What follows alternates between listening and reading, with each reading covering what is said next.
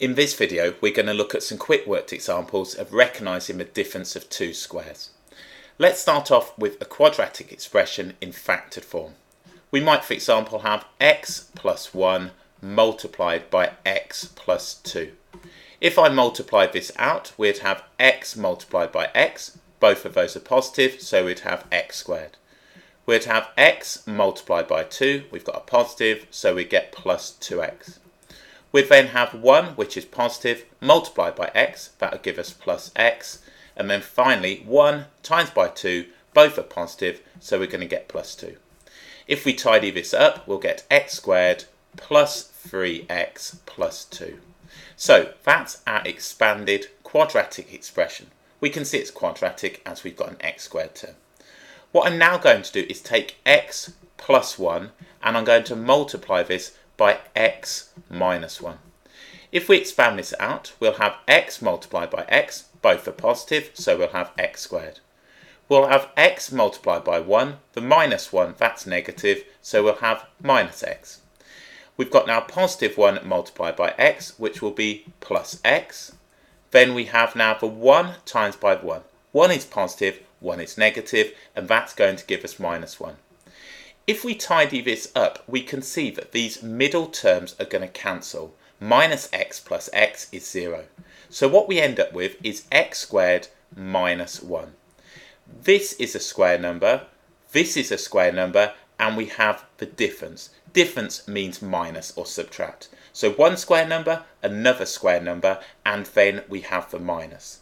So if we were given this quadratic expression, we should be able to spot that that will factor to x plus 1 multiplied by x minus 1. So let's now take x squared minus 25. We might be asked to factor this. We can factor this into a set of double brackets. We can see that this is a square number, this is a square number, and we have now the difference.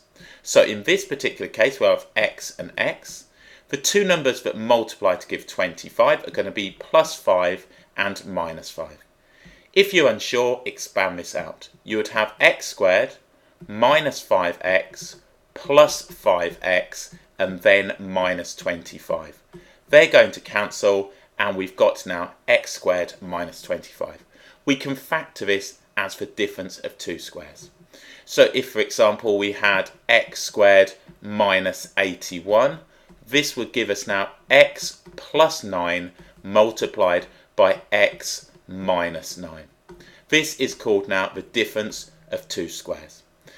We won't always have 1x squared. So a nice example might be 4x squared minus 25.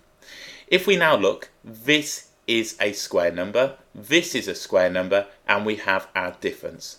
If I factor this, I would get 2x plus 5, and then I'd have 2x minus 5.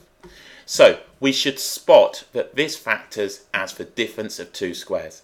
This here is 2x squared. So what we've got is 2x, and we need to square that. Let's look at another example. Let's say we had 36p squared minus 121. This is a square number, we've got our difference, and this too is a square number. So if we factored this, we'd have 6p, we'd have 6p.